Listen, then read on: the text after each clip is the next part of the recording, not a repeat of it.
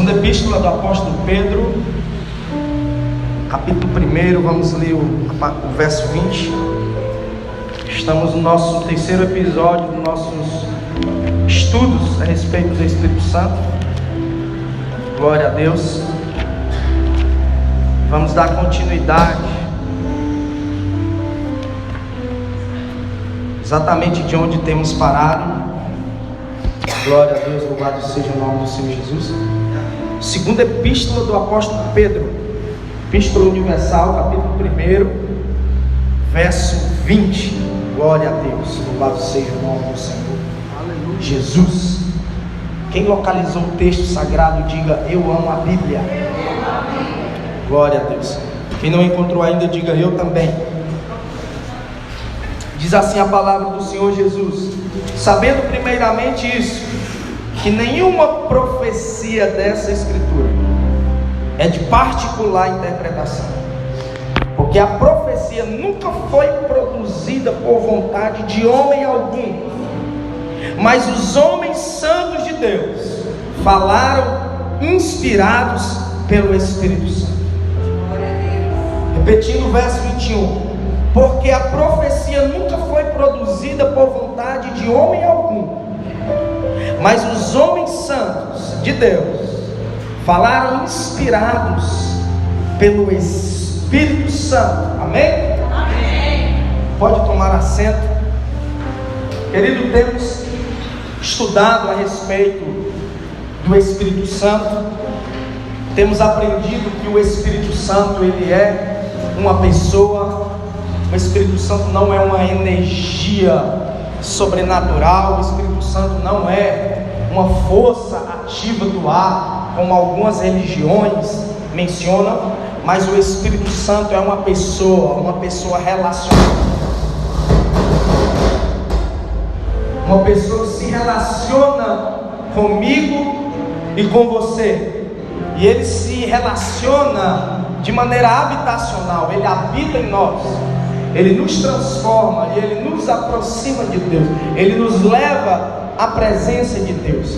E nós temos percorrido de maneira cronológica na Bíblia Sagrada, seguindo o tempo na Bíblia, seguindo os períodos, seguindo as estações do período em que o povo de Deus, em que Deus escreveu a história do seu povo. Nós temos percebido que o Espírito Santo, ele atua de maneira progressiva.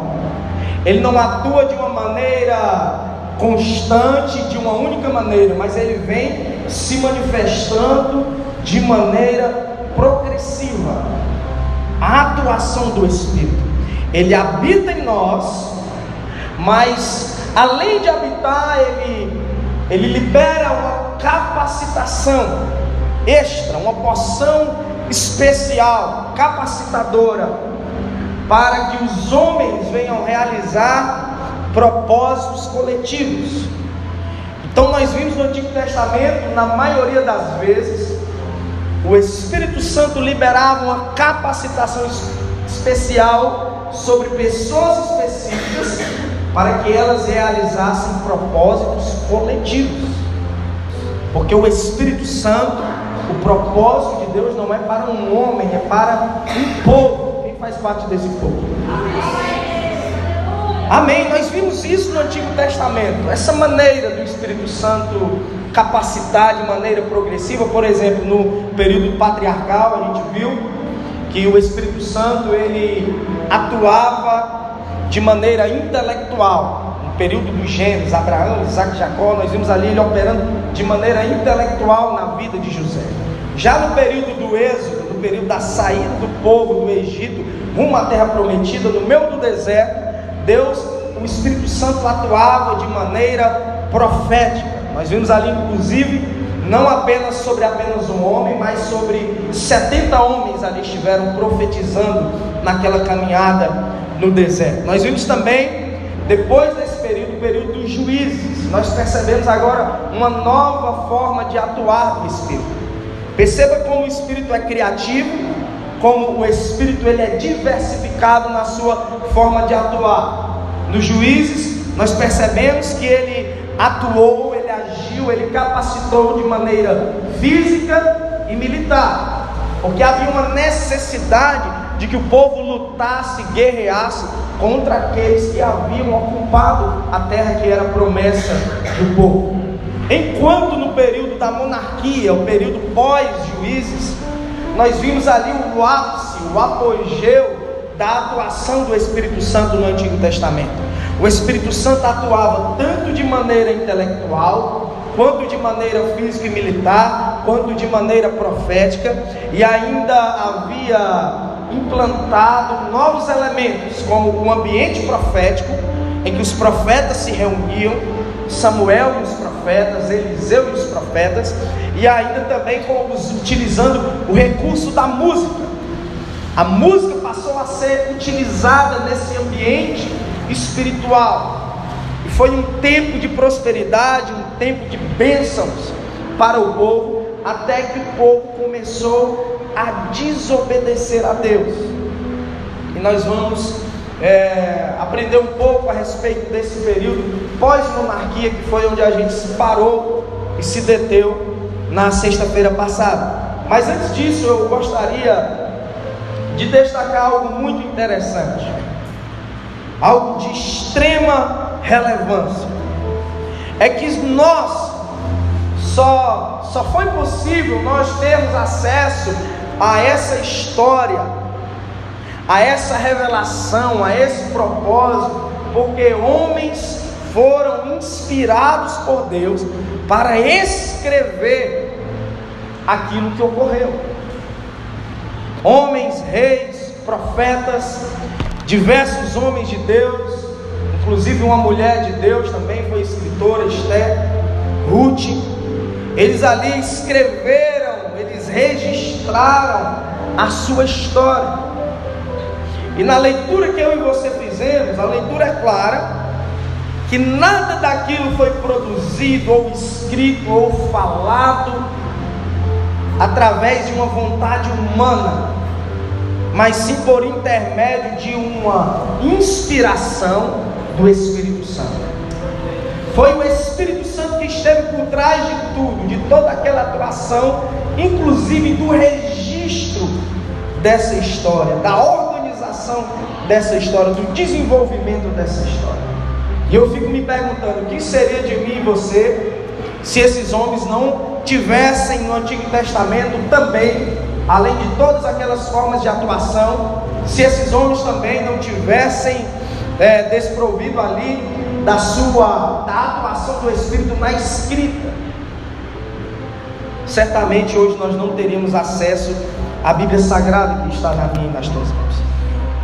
Escritas que vieram de muito tempo, séculos, milênios atrás, e chegou aqui na minha e na sua mão, porque o Espírito Santo de Deus inspirou homens também para escrever, para registrar. Aqui eu aprendo algumas coisas muito interessantes. Eu aprendo que o nosso Deus, ele é literário e pedagógico. Deus, ele é organizado e ele valoriza a escrita. Ele valoriza a escrita e ele se utiliza da escrita. A escrita é a nossa revelação, a revelação que Deus permitiu que nós tivéssemos acesso. E a escrita, queridos, nós precisamos entender que ela é tão importante que ela ultrapassa a geografia. O primeiro lugar onde essas escrituras foram escritas foram lá no Oriente, lá na Palestina, distante de nós, mas ela atravessou toda essa geografia, chegou em uma terra que nem foi mencionada pela Bíblia, a América, o Brasil, e está aqui nas nossas mãos. Por isso eu destaco a importância da escrita, a importância da inspiração do Espírito também na escrita do Antigo Testamento, porque a escrita, ela ultrapassa geografias. A escrita também ultrapassa temporalidade. Essas coisas que nós estamos lendo aqui, essas maravilhas de Deus, foram escritas há milênios atrás, mas percorreram todas esses séculos, esses milênios, essa temporalidade, e chegou aqui no nosso tempo, nos nossos dias. A escrita também ela é importante porque ela rompe, além da geografia, além da temporalidade, ela rompe também as dimensões. Ela sai do papel de uma dimensão material e ela vem para uma divisão espiritual. A Bíblia diz em Hebreus 4:12 que a palavra de Deus ela é poderosa e eficaz para dividir células, medulas, a nossa alma, o nosso espírito. Ela vai no profundo do nosso coração e nos renova, e nos restaura e nos salva do pecado. E por que você está destacando isso, irmão Alberto Júnior? Porque nós precisamos também valorizar e se utilizar dessa inspiração do Espírito Santo também para escrever. Nós aplicamos aqui que as diversas formas que o Espírito Santo atuou, nós podemos também utilizar essas atuações nos nossos dias, mas também nós temos a oportunidade de se apropriar também dessa ferramenta da escrita. E nessa noite eu quero te encorajar a escrever algo. Escreva textos, escreva no seu caderno aquilo que você entendeu da palavra, escreva canções, porque canções também são revelações. Nós temos aqui uns salmos que são uma coletânea de 150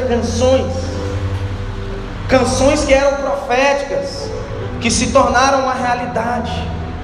E eu quero chamar a atenção, queridos, porque é importante que eu e você também comecemos a escrever.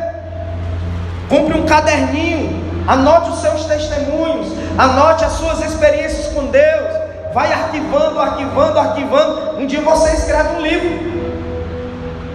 um dia você pode criar uma página para compartilhar. A escrita, ela ultrapassa geografia, temporalidade e dimensões. Então eu e você também precisamos utilizar essa ferramenta. Escreva algo, porque Deus é literário, Deus é pedagógico, Deus acreditou na escrita e continua acreditando. Ele continua acreditando. Comecei a escrever há alguns anos, de uns anos para cá. Comecei a comprar uns caderninhos desses e eu anoto tudo, irmão. Anoto tudo porque a nossa cabeça é uma panela. Uma panela em que o caderno e a caneta são a tampa. Se você não tampar, você perde aquilo que você recebeu. Então você precisa andar com um caderninho desse, anotando tudo. Anota a pregação, anota o que Deus falou com você, anota uma canção que você achou interessante, anota algo que Deus está colocando no seu coração. Comece a escrever, porque Deus ainda acredita na escrita e o Espírito Santo continua inspirando homens de Deus para escrever canções, inspirando homens de Deus para escrever livros. E da mesma forma que Ele tem usado esses homens, Ele vai usar também você na escrita. Você crê nisso? Aleluia! E olha que interessante, querido, da escrita de Deus de maneira organizada. Nós temos o Antigo Testamento, uma primeira aliança, e temos o Novo Testamento, uma nova aliança. Mas entre essas duas alianças, houve dois períodos que nós queremos nos apropriar nesse momento, analisar, destacar algumas situações nesse período, que foi o primeiro deles, o período babilônico. Período babilônico, do cativeiro babilônico, do exílio babilônico, ele aconteceu por causa da desobediência do povo. O povo começou a praticar pecados, praticar promiscuidade, se afastar de Deus, adorar outros deuses, e Deus permitiu que a Babilônia invadisse Jerusalém, derrubasse os muros, o templo, os palácios, as casas, exterminassem o exército, rasgassem as mulheres gestantes ao meio, castrassem os príncipes e levassem como cativo para a Babilônia. Foi um período que durou 70 anos, mas nós precisamos aprender que antes disso acontecer, o Espírito Santo, ele atuou de maneira profética. Deus levantou profetas que profetizaram, que denunciaram o pecado do povo. E como o povo não quis se arrepender, os profetas começaram a profetizar que a Babilônia iria invadir Jerusalém e que o povo iria sofrer penas pelo seu afastamento de Deus. Profetas como Isaías, Jeremias, Abacuque, você vai ver profecias dele a respeito desse cativeiro que era iminente, que iria acontecer por causa da desobediência do povo. Porque todas as vezes que eu e você desobedecemos, Deus ele permite que eu e você entremos em cativeiros. Deus ele permite, Deus autoriza que eu e você enfrentemos lutas, desertos, perseguições, para que eu e você venhamos despertar e aprender e perceber que Deus ele não quer nos destruir, Ele quer apenas nos corrigir. Então aceite a correção de Deus. O povo passou ali um período de 70 anos, e nesse período os profetas também continuaram profetizando. O Espírito Santo continuou a atuar de maneira profética, e nesse período as profecias giravam em torno da esperança messiânica, a esperança de que um libertador, um rei, um descendente de Davi, ele viesse e libertasse o povo. E esse descendente de Davi, ele teria uma medida plena do Espírito Santo. Ele não seria apenas capacitado pelo Espírito Santo, mas ele seria totalmente planificado pelo Espírito Santo. Abra sua Bíblia em Isaías 11, vamos ver algumas profecias messiânicas, na qual foram proferidas nesse período. Isaías capítulo 11, veja o que os profetas profetizavam nesse período, para que o povo tivesse a esperança de que mais uma vez Deus libertaria o seu povo. Isaías 11, verso 1 vai nos dizer o seguinte: porque brotará um renovo, um rebento do tronco de Jessé, que é o pai de Davi, e das suas raízes um renovo se frutificará, e repousará sobre ele o Espírito do Senhor, o Espírito da sabedoria, o Espírito do entendimento, o Espírito do conselho, o Espírito de fortaleza, o Espírito de conhecimento e o Espírito de temor do Senhor. Todas as atuações, todas as formas, todas as manifestações do Espírito estariam inseridas em um único homem, e esse homem seria o descendente de Davi, o Messias, o libertador, que ia libertar o povo de Israel daquele cativeiro. Veja comigo também Isaías 61. Veja como havia uma esperança espiritual plena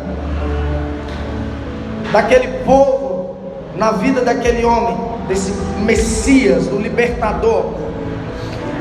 Isaías 61 verso 1 vai nos dizer o seguinte: o Espírito do Senhor está sobre mim, a boca do verbo profetizando, o profeta Isaías. Porque o Senhor me ungiu para pregar as boas novas aos mansos, enviou-me a restaurar os contritos de coração, proclamar liberdade aos cativos, abertura de prisão aos presos, e apregoar o ano aceitável do Senhor e o dia da vingança, e a consolar todos os tristes. Resumidamente, essa esperança messiânica, ela ganhava o nome de consolação. Eles aguardavam a consolação de Israel. O que é a consolação de Israel? É a vinda desse Messias, que tem toda a plenitude do Espírito Santo, e ele iria libertar os cativos, ele ia apregoar o ano aceitável do Senhor, o dia da vingança contra todos os povos. Então havia essa esperança, havia essa expectativa da vinda do Messias, que iria libertar o povo de todo o mal, de toda a escravidão, de toda a opressão do inimigo. Assim como havia acontecido no Êxodo, acontece também aqui no período do exílio, e acontece também nos dias de hoje, porque nós vivemos uma situação semelhante. Assim como aquele povo aguardava a vinda do Messias para libertá-los de todo o mal, eu e você também aguardamos a vinda do Messias. Eu e você também esperamos essa consolação. Eu e você esperamos o dia em que o Messias virá, agora na sua segunda vinda, e virá para nos libertar de todo o mal, de toda a opressão do pecado, de todo o choro, de toda a lágrima, de toda a doença, de toda a luta que você passa. Um dia tudo isso vai acabar. Por quê? Porque nós temos a esperança de que o nosso Messias irá voltar. Quantos têm essa esperança? Aleluia! E a cada dia se aproxima mais, as evidências são claras. Estive conversando com alguns irmãos essa semana, e eu nunca vi um tempo onde houve tantas evidências da volta de Jesus como nos dias de hoje. É guerras e rumores de guerra no Oriente Médio, é uma proposta de acordo de paz, são pestes, doenças, chuvas, tempestades. Todas as evidências estão claras e englobadas em um mesmo período de tempo. Jesus está voltando. Ele já está à porta. Então não há tempo mais para eu e você continuarmos brincando ou encarando a vida de qualquer jeito.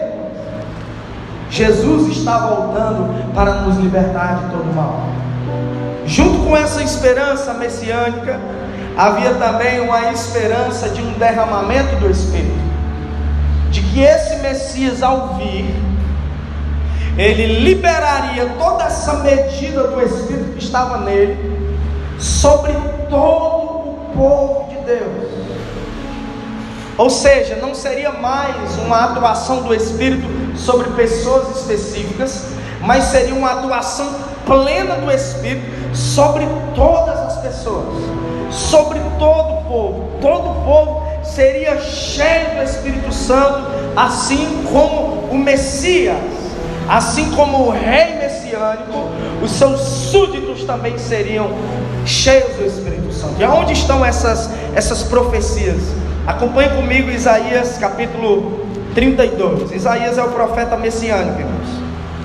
Ele é considerado o evangelho do Antigo Testamento, porque ninguém falou mais sobre Jesus do que Isaías. Isaías 32, 15. Olha o que diz aí, olha qual a esperança profética. O Espírito Santo atuando e liberando profecias de consolo para o povo. Isaías vai dizer: até que se derrame sobre nós o Espírito lá do alto, então o deserto se tornará em campo fértil, e o campo fértil será bosque. Veja comigo também Isaías 44, 3. Rapidinho aí na Bíblia. Amola a tua espada aí, irmão, e come esse rolo sagrado aí que Deus está liberando sobre a tua vida. Isaías 44, 3. Porque derramarei águas sobre o sedento e rios sobre a terra seca. Derramarei meu espírito sobre a tua posteridade, e a minha bênção sobre os teus descendentes. Ezequiel 36, 25. Um outro profeta que profetizou nesse período do exílio babilônico. Ezequiel 36, fica 2 livros após Isaías. Aleluia, Jesus. Isaías, Jeremias, Lamentações, depois Ezequiel. 36, 25. Essa profecia é extraordinária. Olha só a profecia do profeta Ezequiel a respeito dessa esperança do derramar do Espírito. 36, 25 de Ezequiel. Então aspergirei água pura sobre vós e ficarei purificados de todas as vossas imundícias, e de todos os vossos ídolos vos purificarei. E dar-vos-ei um coração novo, e porei dentro de vós um espírito novo, e tirarei da vossa carne o coração de pedra, e vos darei um coração de carne, e porei dentro de vós o meu espírito, e farei com que ande nos meus estatutos. Que coisa maravilhosa, irmãos. Essa promessa do Espírito. Para finalizar essas profecias a respeito de um derramar geral do Espírito, Joel capítulo 2, verso 28, você conhece. A profecia de Joel, capítulo 2, verso 28, que diz: há de ser que depois derramarei o meu espírito sobre toda a carne, os vossos filhos e vossas filhas profetizarão, os vossos velhos sonharão, os jovens terão visões, e também sobre os servos e servas naqueles dias derramarei o meu espírito. Percebam como a esperança, a consolação de um novo tempo viria tanto com a chegada do Messias, quanto com uma liberação do Espírito sobre todo o povo. Os filhos profetizariam, os servos profetizariam, os velhos, anciões, todo o povo seria cheio de um derramado Espírito, bem como eles profetizariam, eles iriam desenvolver o propósito de Deus do derramado Espírito sobre a vida deles. Queridos, a mesma expectativa que esse povo tinha é a expectativa que nós temos. Aquele povo, ele esperava a consolação, derramado o Espírito. Eu e você também precisamos ter essa expectativa. Precisamos esperar, porque essas profecias foram liberadas tanto para eles, mas já se cumpriram nos nossos dias. O derramado Espírito já foi liberado. Então nós temos um plus a mais em relação a eles, porque sobre eles ainda seria derramado, sobre nós já foi derramado. O problema é que nós ainda não tomamos posse. Esse derramado Espírito pleno diz respeito a mim e a você. Aleluia. Precisamos apenas nos apropriar dessa plenitude do Espírito, para que possamos estabelecer o governo de Deus sobre a terra, o reino messiânico de Cristo Jesus sobre a terra, sobre a nossa era, sobre o nosso século, sobre a nossa sociedade. Essa era a esperança do povo durante aqueles 70 anos de cativeiro. Durou 70 anos, e após aquele cativeiro, Deus permitiu que o povo retornasse à terra, porém o povo continuou sendo escravizado por diversos colonizadores imperialistas. Veio o Império Persa, depois o Império Grego, depois veio a dominação dos Asmoneus, e enfim veio o Império Romano, o grande Império Romano. Continuava subjugando o povo de Deus, e o povo continuava aguardando a consolação do Espírito Santo, a vinda do Messias, juntamente com o seu derramamento geral do Espírito Santo. E esse período é o período que vai marcar a transição do Antigo para o Novo Testamento. Quando o povo retorna dos 70 anos, nós temos aqui um intervalo de 400 anos. Então, quando você abre a sua Bíblia de Malaquias para Mateus, são 400 anos que separam essas duas páginas. E esses 400 anos é conhecido como o período interbíblico, interlúdio.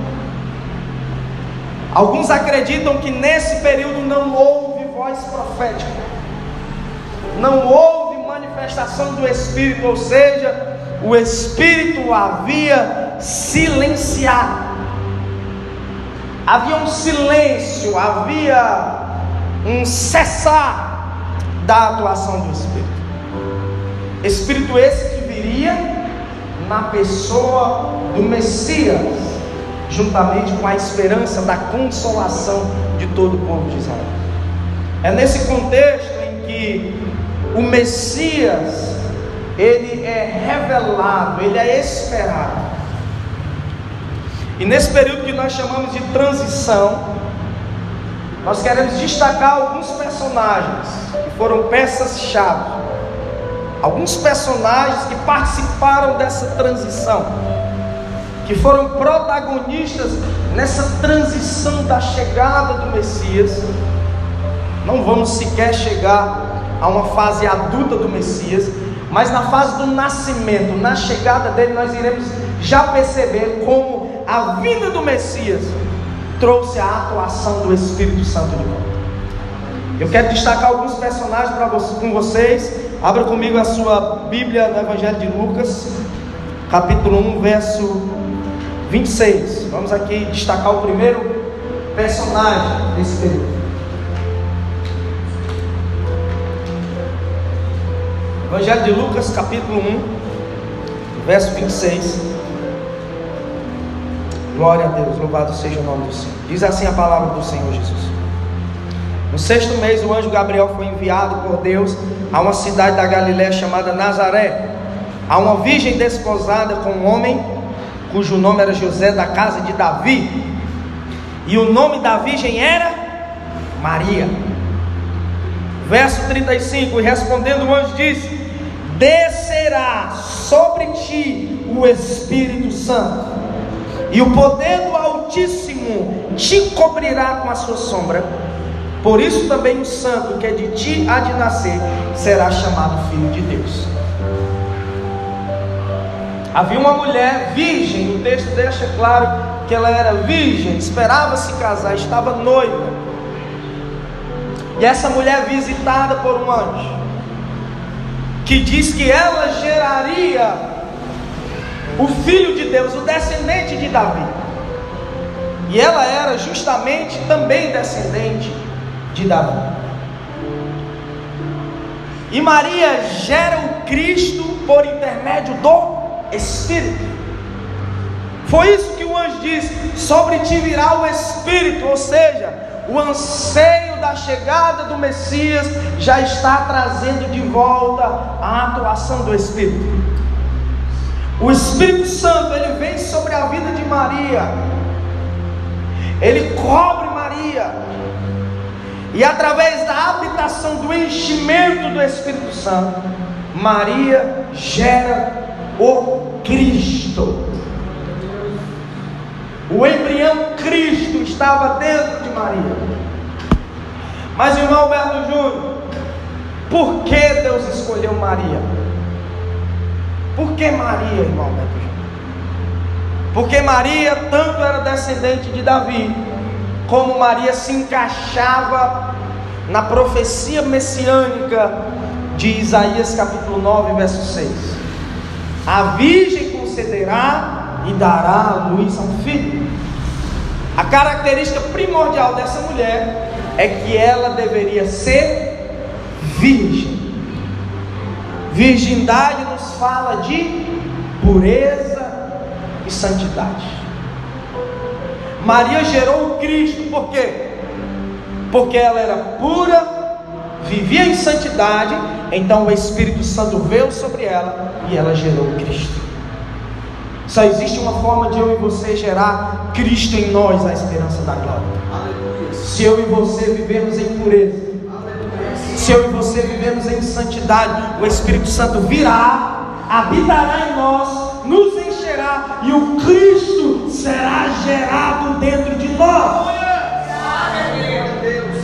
Queridos, o Cristo não é gerado em pessoas que não vivem em santidade.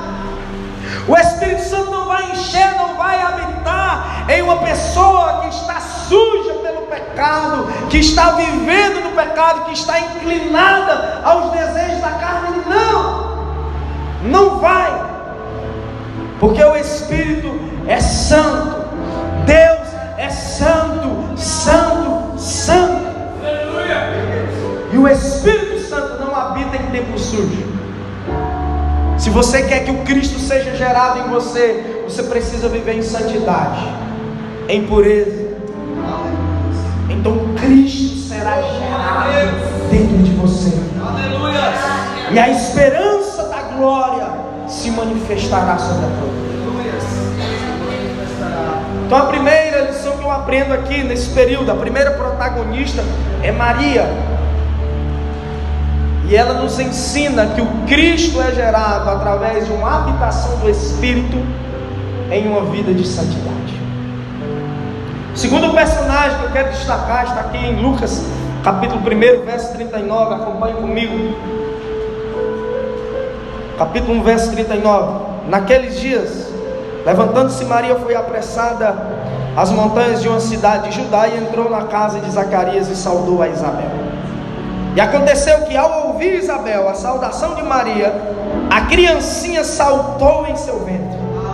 E Isabel foi cheia do Espírito Santo.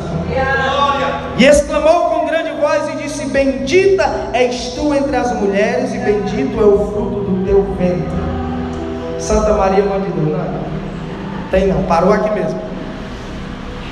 Então o que é que o texto aqui nos está dizendo, irmãos? Maria havia recebido a informação pelo anjo, aqui nos versos anteriores, de que Isabel, aqui no verso 36, de que Isabel, a sua prima, que era estéril, já estava no 6º mês de gestação. Isabel não sabia que Maria estava grávida, mas Maria já sabia que Isabel estava grávida. Isabel estava no 6º mês, enquanto Maria estava apenas nas primeiras semanas, era um pequeno embrião. Mas ela estava cheia do Espírito Santo. Estava gerando Cristo dentro dela. E quando ela vai visitar Isabel que estava com João Batista no seu ventre, na saudação de Maria, ela sauda Isabel, a criança dá um salto dentro do ventre. Isabel é cheia do Espírito Santo de Deus. Deixa eu dizer uma coisa para você, querido: não há idade para receber o Espírito Santo.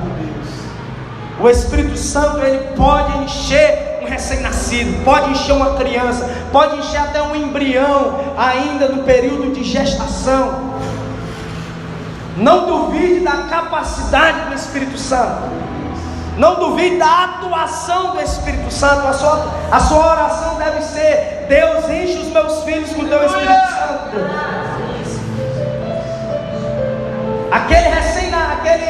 Aquele embrião ali em período, aquele feto em período de gestação, irmão, não aguentou. Ele se moveu, ele saltou. Porque na presença do Espírito não tem como ninguém ficar parado, irmão. Não tem como. Essa história de que o Espírito Santo se move e o camarada fica congelado, com a boca fechada, colado na cadeira, com o braço pesando 100 quilos, é história. Quando o Espírito Santo se move, até as paredes tremem. O camarada salta, o camarada pula, o camarada chora, porque o Espírito Santo de Deus se move com liberdade. Então, queridos, nós precisamos entender uma coisa: que não foi a saudação de Maria, não foi o que Maria falou para Isabel, não foi a saudação de Maria que fez com que Isabel fosse cheia do Espírito Santo, não foi a saudação de Maria que fez com que o Espírito Santo se movesse ali, mas sim foi aquele quem Maria carregava que fez o Espírito Santo se mover. Deixa eu dizer uma coisa para você: o Espírito Santo não se move por causa da pregação do pregador. O Espírito Santo não se move por causa da ministração, por causa da habilidade do cantor ou do tocador. O Espírito Santo não se move por causa que a pessoa é santa, porque a pessoa se consagrou, porque a pessoa é santa demais. O Espírito Santo, ele se move por aquilo que você carrega. Se você carregar o Cristo em você, onde você colocar a planta dos seus pés, o Espírito Santo, ele vai se mover no ambiente. Você não precisa apenas treinar suas habilidades, mas você precisa, sobretudo, de carregar o Cristo dentro de você, para que o Espírito Santo se mova onde quer que você vá, ou na pregação, no louvor, quer que seja. O Espírito Santo, ele quer se mover. E quando Isabel foi cheia do Espírito Santo, eu repito, Isabel não sabia que Maria estava grávida. Naquele tempo não tinha celular, não tinha WhatsApp, não tinha Facebook, não tinha como ela se comunicar. Maria está indo visitar Isabel, porque ele teve a informação, o anjo que avisou. Isabel não sabe que Maria está grávida, mas quando ela recebe o Espírito Santo, é cheia do Espírito Santo, ela tanto recebe recebe uma revelação, como ela profetiza sobre a vida de Maria. O que é que ela vai dizer para Maria? Ela vai dizer: bem-aventurada, bendita és tu entre as mulheres, e bendito é o fruto do seu ventre. Ela recebeu a revelação de que no ventre de Maria estava a consolação de Israel. E ela vai liberar nos versos seguintes profecias, vai profetizar a respeito daquele que estava no ventre de Maria. Maria também vai completar e cantar ao Senhor. Ela vai dizer: minha alma engrandece ao Senhor. E as duas estão ali em um momento de êxtase espiritual, porque quando o Espírito Santo ele se move, quando o Espírito Santo enche o indivíduo da sua plenitude, ele revela e o indivíduo profetiza. Essa é a chegada do reino messiânico, que o Espírito seria liberado sobre qualquer pessoa, não agora sobre apenas um homem específico, sobre qualquer pessoa. A pessoa receberia o Espírito e profetizaria. O que nós aprendemos aqui, irmãos, é que nós precisamos ser cheios do Espírito, para que o Espírito Santo venha nos revelar os seus mistérios, nos revelar mistérios sobre a vida de alguém. O Espírito Santo ainda revela, mas ele não revela apenas coisas boas, ele revela também exortações, repreensões. O problema é que na nossa geração hoje, parece que o Espírito Santo ele só revela coisa boa. Perderam tanto a credibilidade, aqueles que se movem no profético, de profetizar só chave de carro, chave de uma casa, chave de uma moto. Perdeu-se a credibilidade. A profecia, ela exorta, ela repreende, ela edifica, ela consola. É isso que está escrito em 1 Coríntios capítulo 14.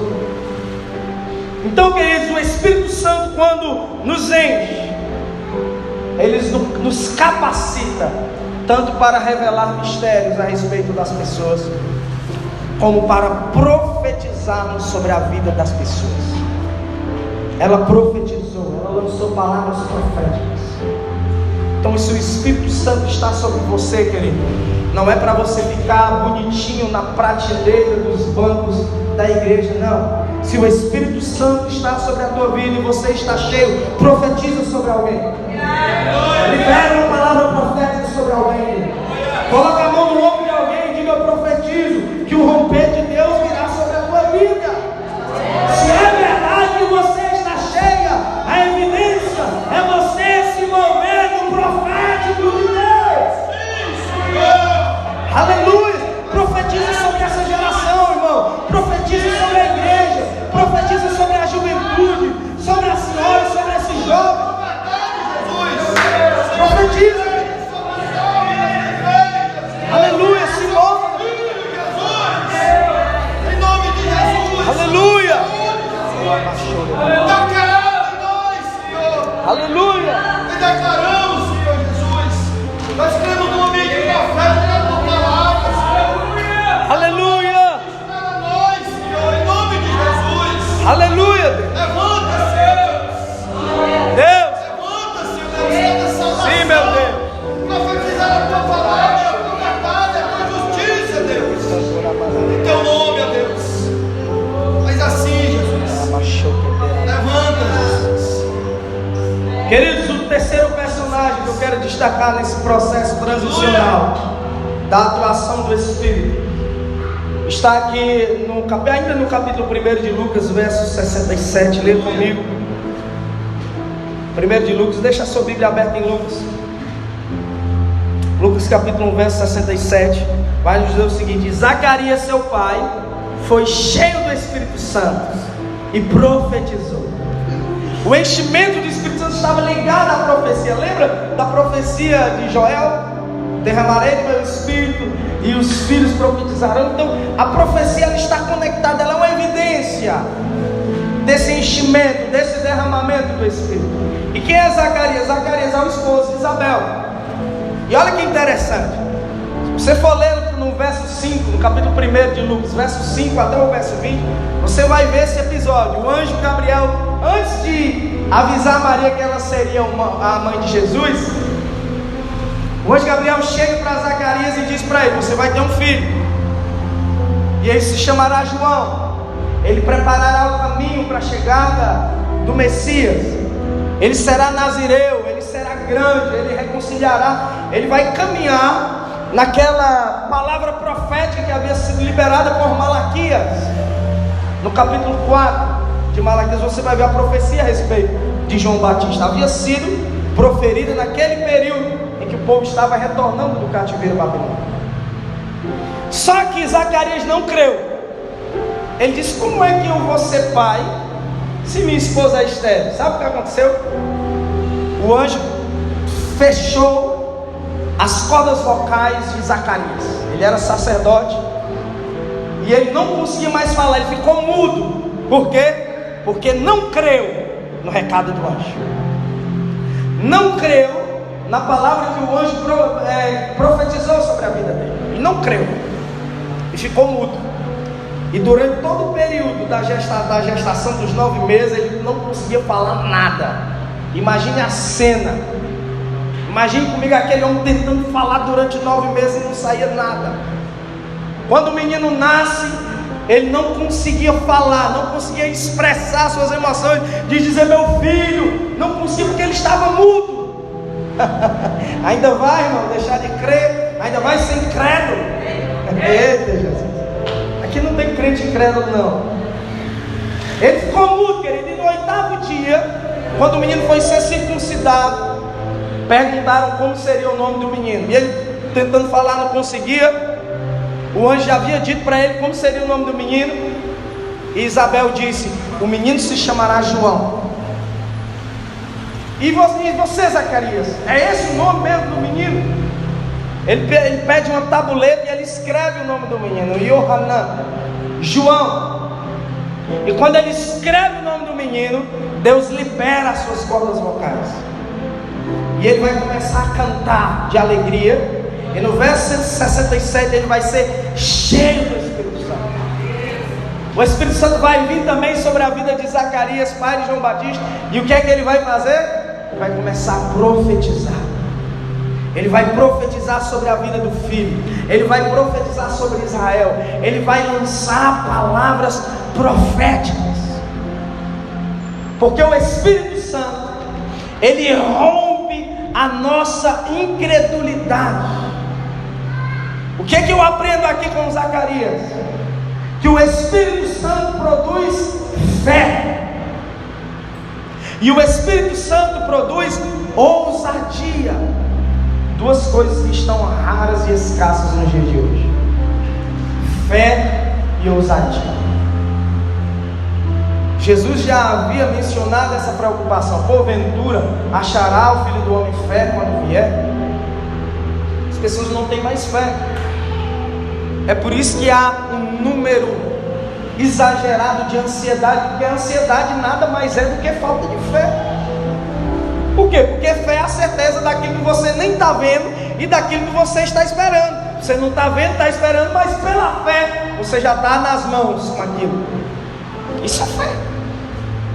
Ele não precisava esperar o menino nascer, nem Deus abrir a mão. Se o anjo falou, o menino já está nos braços dele. Isso é fé. Mas o que falta para nós, queridos, é fé. Nós somos céticos, nós somos incrédulos, nós não queremos crer no mover de Deus, nós não queremos crer naquilo que Deus quer fazer. E além de fé nos falta ousadia. O Espírito vem, você contempla, vê, inclusive o Espírito Santo atuar na vida de alguém, mas você não tem ousadia para se apropriar daquilo, para buscar aquilo, para manifestar aquilo. Falta ousadia, as pessoas tímidas demais, retraídas demais, pessoas introspectivas demais, introvertidas, pessoas que vivem apenas para si, para dentro de si, não conseguem se manifestar, revelar com ousadia e fé aquilo que o Espírito Santo está querendo realizar. Há pessoas que até creem no Espírito Espírito Santo e receberam um dia o Espírito Santo. Mas a essas pessoas tem faltado nos nossos dias fé e ousadia. É por isso que nós precisamos de um derramado do Espírito. Precisamos ser cheios do Espírito, para que Deus ele resgate a nossa fé, para que Deus ele resgate a nossa ousadia. A não ser que você queira passar um ano de boca costurada por causa da sua incredulidade. Aleluia, que pode glorificar ao Senhor. A quarta e último personagem que eu quero destacar está aqui em Lucas ainda, capítulo 2, verso 25. Aleluia.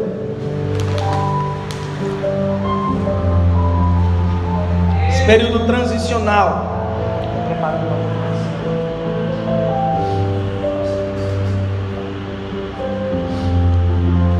2:25 de Lucas. Havia em Jerusalém um homem cujo nome era Simeão.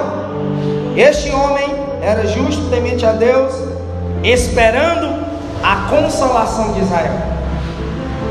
E o Espírito Santo estava sobre ele, e fora-lhe revelado pelo Espírito de que ele não morreria antes de ver o Cristo Senhor. E pelo Espírito foi ao templo, enquanto os pais trouxeram o menino Jesus para com ele procederem o uso da lei. Ele então tomou o menino em seus braços e louvou a Deus, dizendo: agora o Senhor despede em paz o teu servo, segundo a tua palavra, pois já os meus olhos viram a tua salvação. Verso 35, ele vai liberar uma palavra profética sobre Jesus: e uma espada transpassará também a tua própria alma, para que se manifeste nos pensamentos de muitos corações.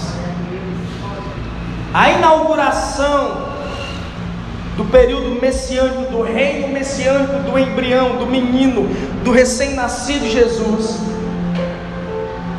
ela é destacada, ela é marcada por um derramado Espírito, não somente sobre aquelas pessoas que tiveram contato com ele, como também sobre aquelas pessoas que ainda teriam contato com ele.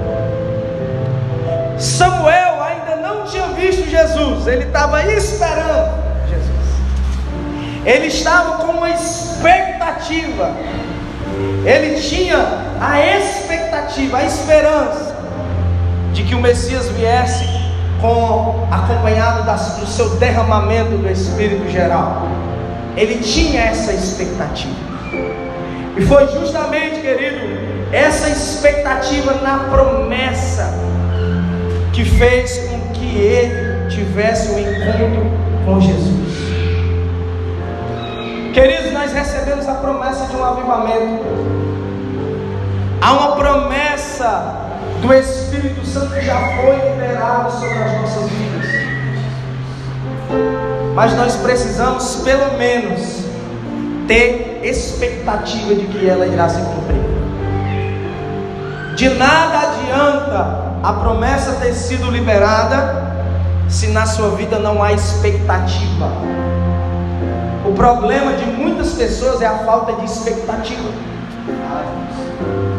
A pessoa não tem expectativa de que o Espírito Santo vai encher a vida dela. É como se ela não esperasse isso, ela não tivesse essa expectativa no coração dela, ela já estivesse simplesmente já satisfeita, só vir à igreja e sentar no banco.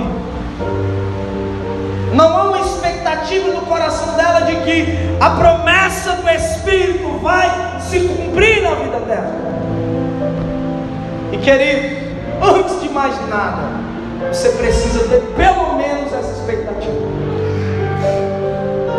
Eu quero reforçar essa promessa de Deus, de um derramado Espírito, de um avivamento que vai vir sobre as nossas vidas, sobre a minha vida, sobre a tua vida, sobre a tua família. Mas você precisa viver com essa expectativa. Ai, Senhor, eu espero. Senhor, quando é que vai vir o avivamento? Senhor, quando é que o teu Espírito vai vir sobre a minha vida? Ah, Senhor, eu tenho uma esperança de que eu vou ser cheio. Eu tenho uma esperança, porque é o Espírito Santo que vai te mover para o cumprimento Ele tinha uma expectativa de tanto receber o Espírito Santo como ver Jesus. Essa era a expectativa dele. Ele queria ver Jesus. Ele havia recebido a promessa de que ele não morreria sem antes ver a salvação, de ver. E ele queria que essa promessa se cumprisse. Ele tinha essa expectativa. E quando nós temos a expectativa, o Espírito Santo, ele nos move para o cumprimento profético. Perceba que no verso 27, o Espírito Santo moveu ele ao templo. Pelo Espírito foi ao templo. Ele não foi ao templo para ir para uma simples reunião, querido. Ele estava movido por uma expectativa. Ele estava sendo movido pelo Espírito. É o Espírito que levava ele ao templo. O Espírito Santo levou ele justamente para o cumprimento profético. Ele levou aquilo que ele anseiava, ver Jesus. Queridos, se você não tiver uma expectativa do derramar do Espírito, uma expectativa de ver Jesus, você não terá prazer em vir ao templo. Só é movido ao templo com prazer e expectativa quem anseia ver Jesus. Sabe por que muitas pessoas preferem ficar em casa assistindo Netflix, mexendo no celular, fazendo uma coisa, conversando besteira nas calçadas? Porque não há expectativa no coração delas. Não há um desejo de ver Jesus. Não há um mover do Espírito. Quando você coloca essa expectativa, quando você é movido por esse desejo de ver Jesus, o Espírito Santo ele te leva para o templo. Você já chega aqui já movido pelo Espírito. Você não espera o culto começar, você não espera o cantor começar a cantar, você não espera o pregador começar a pregar, você não espera o momento da oração, não. Você já vem movido pelo Espírito, você adora no Espírito e você compreende a palavra pelo Espírito. Glória a Deus. Essa é a diferença de quem vive com expectativas em Deus. E sabe o que acontece? Ele chega no templo e ele não apenas vê Jesus, como ele pega Jesus.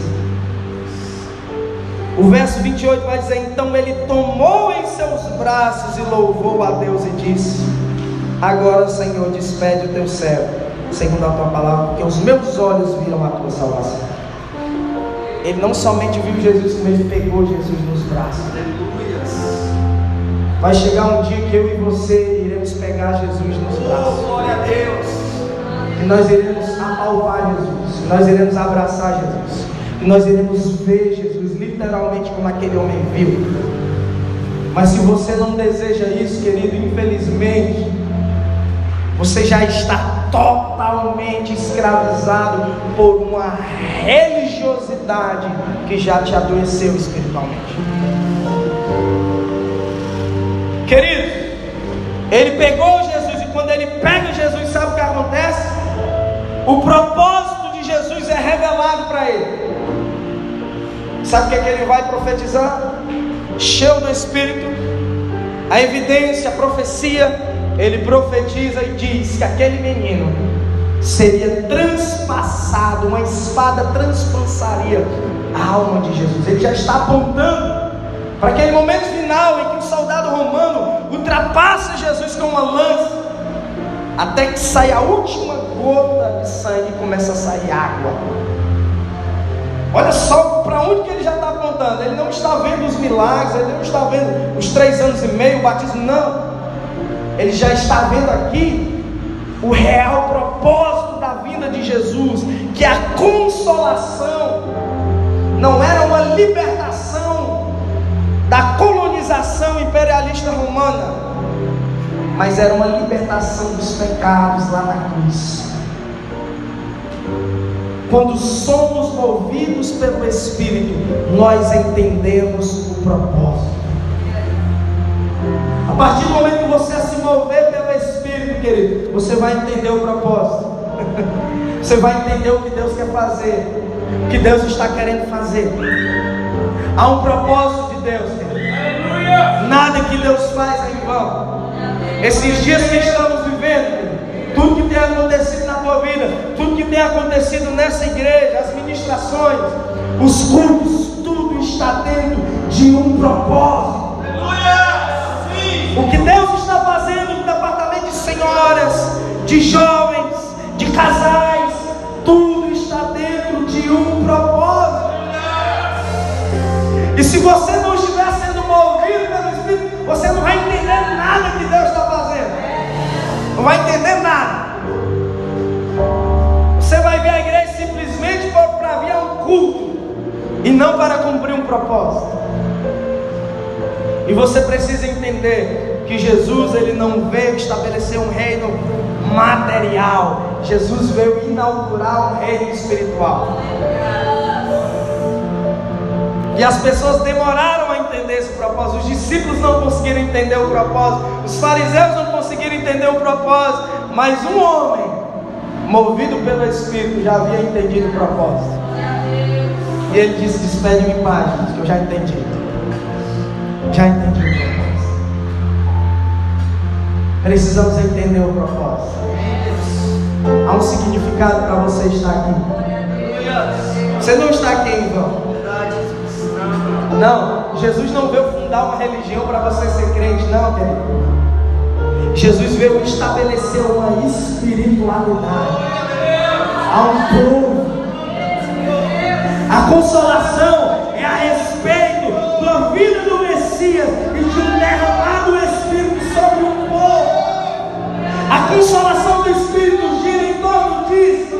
E se você não estiver sendo movido por isso, você vai sentar nesse banco todo culto atrás de uma bênção, atrás de um milagre, e nunca vai receber o Espírito. Mas se você estiver sendo movido pelo Espírito, você vai compreender aquilo que Deus está querendo fazer esses dias. E o que Deus está querendo fazer é levantar uma igreja avivada pelo Espírito, movida pelo Espírito, que entende o propósito pelo Espírito. Quem está me entendendo aqui? Aleluia. Se você está me entendendo, fique de pé e começa a glorificar, começa a glorificar. O meu desejo é que você compreenda isso. Segunda epístola do apóstolo Pedro.